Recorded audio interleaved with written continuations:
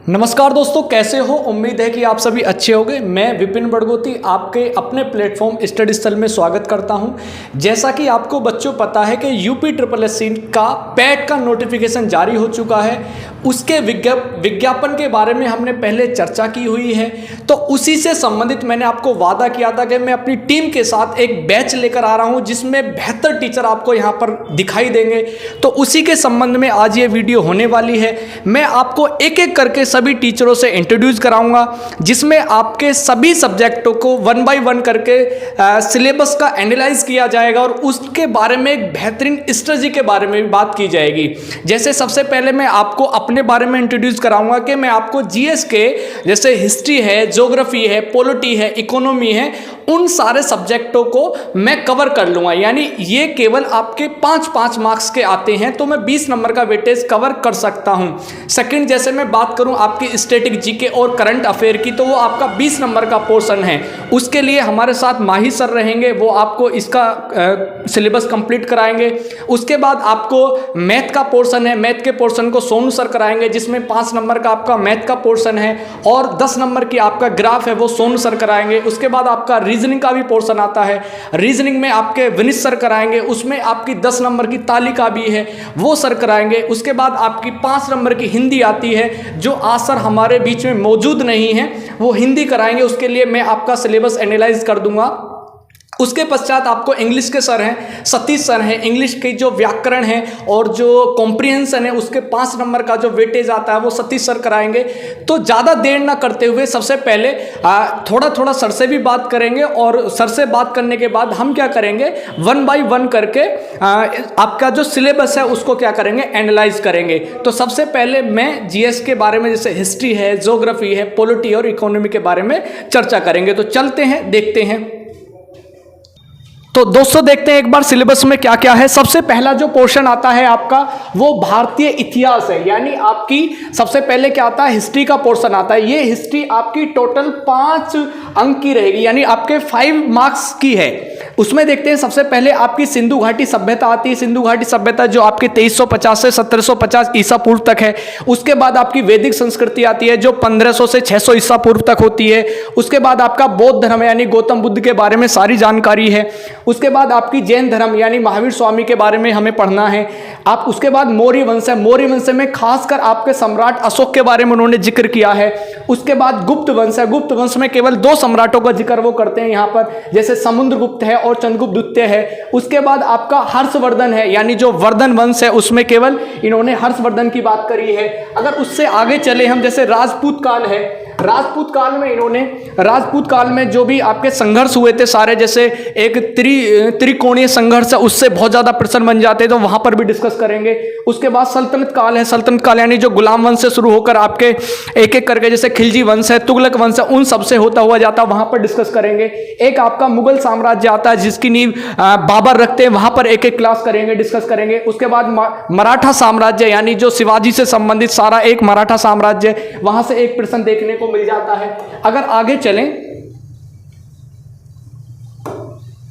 जैसे आगे चलें, आगे इसमें ब्रिटिश राज का, जैसे इसमें ब्रिटिश राज का अभ्युदय है तथा प्रथम स्वतंत्रता संग्राम, यानी 1857 की बात यहां पे कर रहे हैं। ठीक है, आगे उसके बाद है ब्रिटिश राज का सामाजिक एवं आर्थिक प्रभाव, यानी जब ब्रिटिश राज का भारत में आगमन हुआ तो क्या क्या हमारे पर सामाजिक और आर्थिक प्रभाव हुए, क्या सामाजिक प्रभाव पड़ा, क्या आर्थिक प्रभाव पड़ा, उन सब के बारे में डिस्कस करना है। यानी ये वाला सारा पोर्शन जो है वो इतिहास का आपका कितने अंक का है, 5 अंक का है। और 5 अंक में लगभग आपके 7 से 8 टॉपिक हैं, जो एक या मैक्सिमम 2 क्लास में आपके समापन हो सकते हैं, यानी एक टॉपिक एक दिन का कवर हो जाएगा।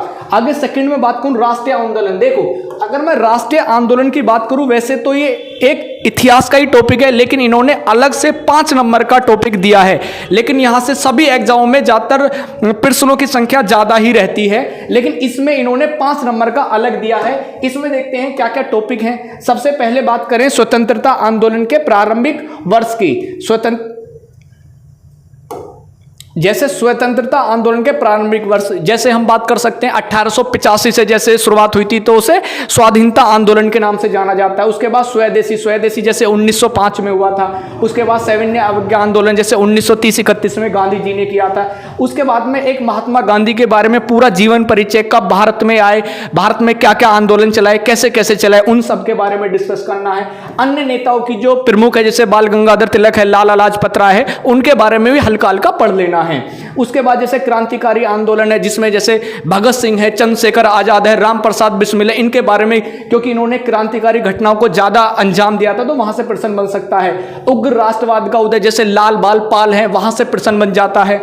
आगे मैं बात करूं विधायी संशोधन। विधायी संशोधन का मतलब है कि जैसे 1773 में रेगुलेटिंग एक्ट आया था, वहां से संबंधित जितने, उसके बाद 1784 में पिट्स इंडिया एक्ट आया था, उसके बाद में 1813 जैसे चार्टर एक्ट आया, उसके बाद 1861 का भारत परिषद अधिनियम है, उससे संबंधित है। लेकिन उसमें ब्रिटिश इंडिया एक्ट 1935 की खासकर बात की गई है क्योंकि वहां से प्रश्न बनने की ज्यादा संभावना रहती है।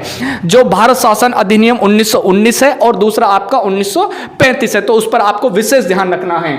आगे करें भारत छोड़ो आंदोलन यानी 1942 में क्या क्या घटनाएं घटी उन सबको एक बार देखेंगे। उसके बाद आजाद हिंद फौज यानी सुभाष चंद्र बोस से या कैप्टन सहगल से यहां से प्रश्न बन सकते हैं, राम प्रसाद बिस्मिल से बन सकते हैं यहां से प्रश्न, नेताजी सुभाष चंद्र बोस यहां से एक प्रश्न बन जाता है अधिकतर परीक्षाओं में।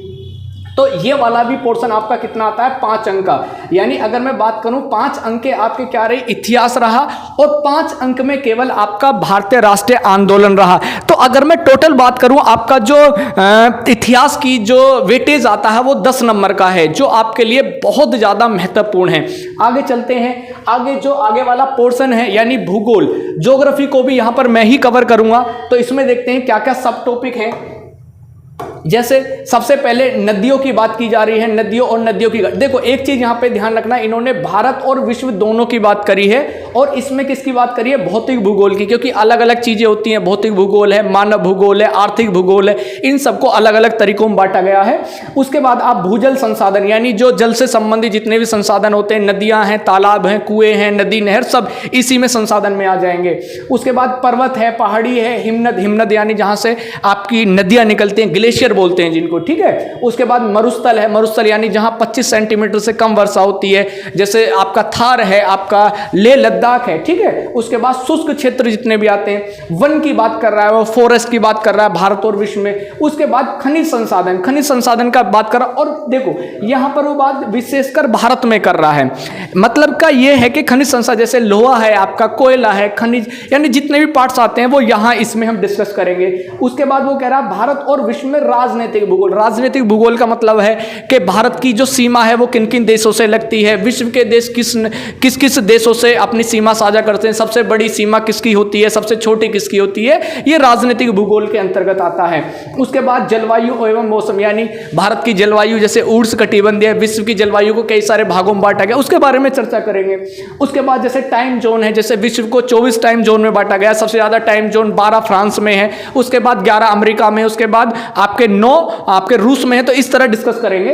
उसके बाद जनसंख्या का पोर्शन आता है यानी जनसंख्या जैसे आपकी अंतिम 2011 में जनगणना हुई थी, उससे संबंधित जो भी आपके टॉपिक है उन सबको कवर करेंगे, क्योंकि अभी नई अपडेट हमारे पास नहीं है, क्योंकि 2021 में जो जनगणना होनी थी उसकी हमारे पास रिपोर्ट नहीं है, कोरोना की काल की वजह से वो अभी पूरी तरह कंप्लीट नहीं हो पाई है। लेकिन उसमें हम यूएनओ की एक रिपोर्ट देख लेंगे, क्योंकि यूएनओ ने अभी हमें सबसे ज्यादा संख्या वाला देश घोषित कर दिया है और चीन को पछाड़कर हम पहले स्थान पर आ गए हैं, तो वहां पर हम इसका बहुत ज्यादा महत्वपूर्ण बन जाता है इसको।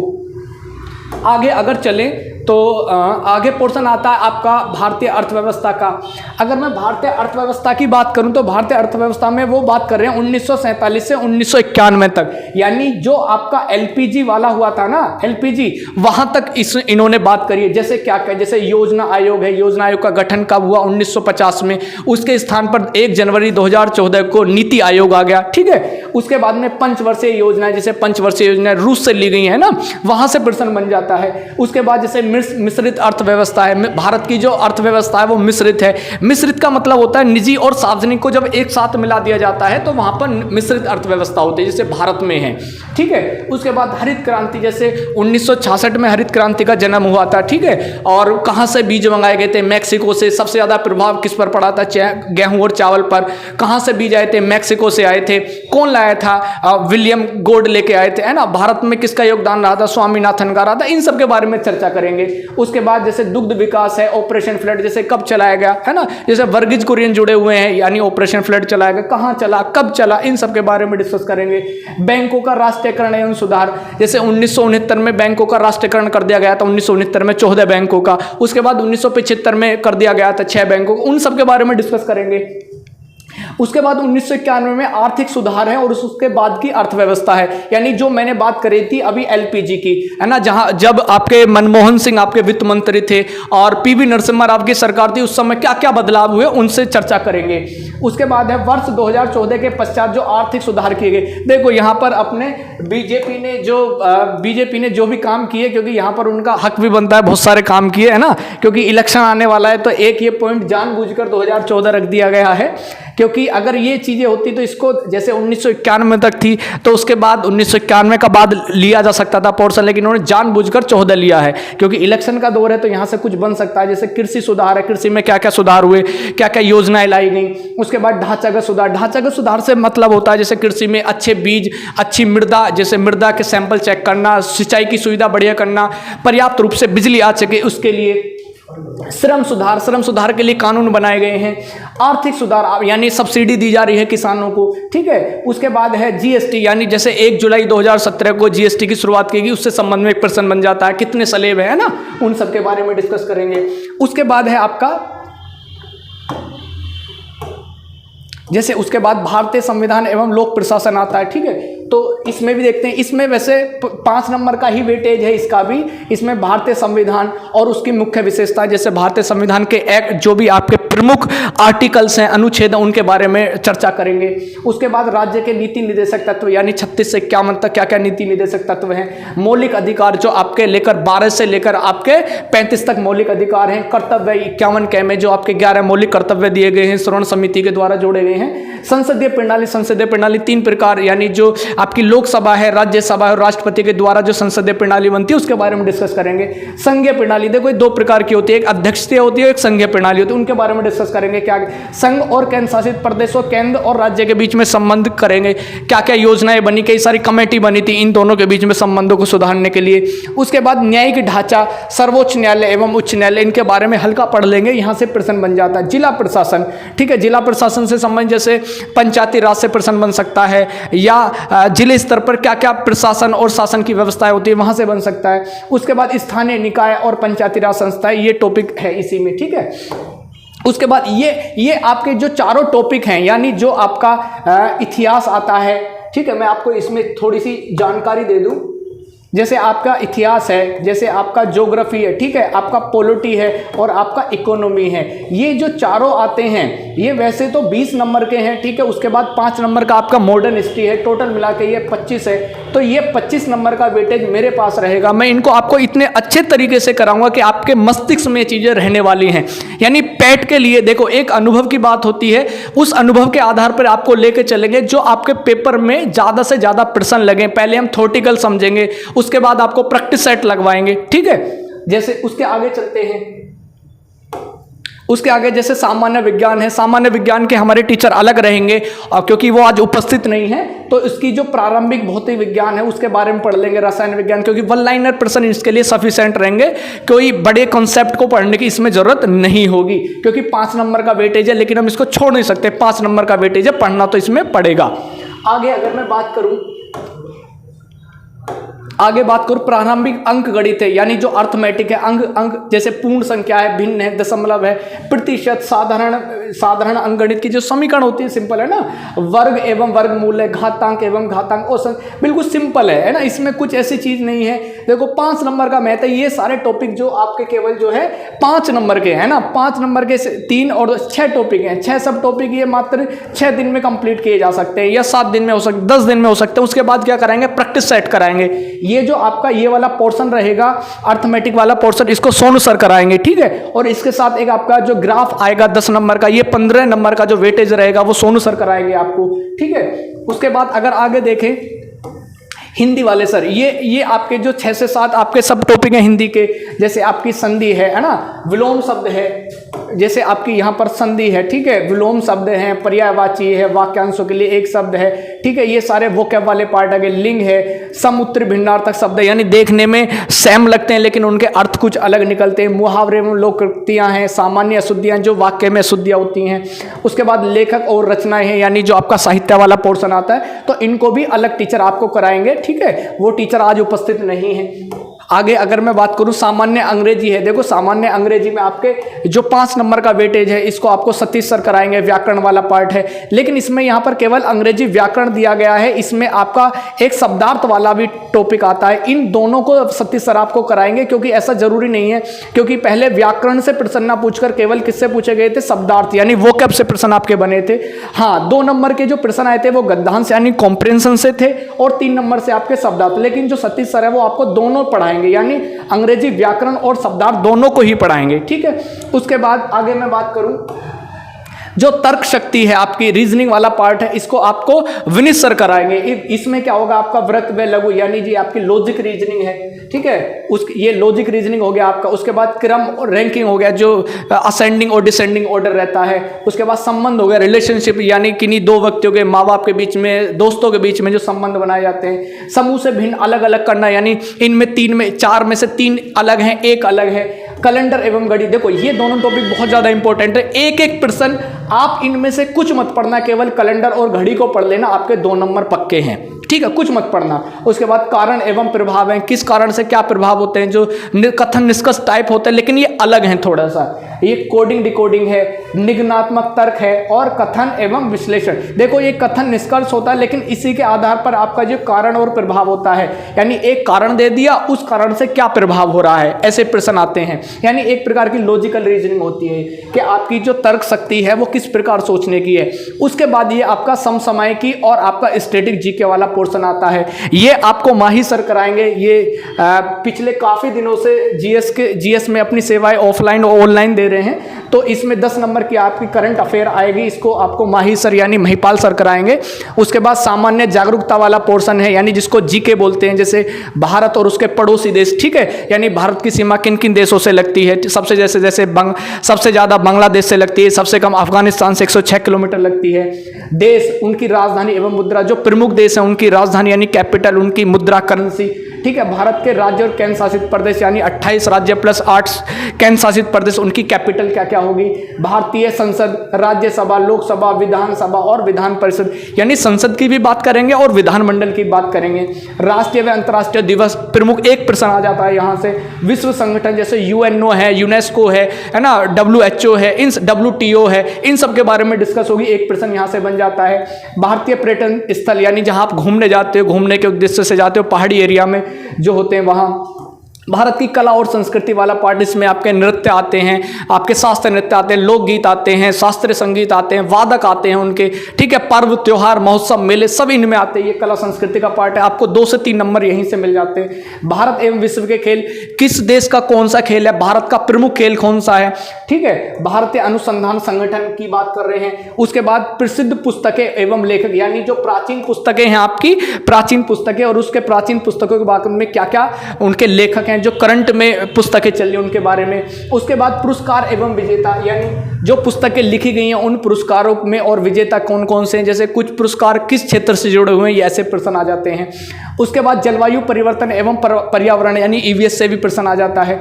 उसके बाद ये आपका आता है अपठित हिंदी गद्यांश, देखो ये आपके 10 नंबर का है, यानी ये आपके जो हिंदी वाले सर हैं वही 15 नंबर का वेटेज आता है।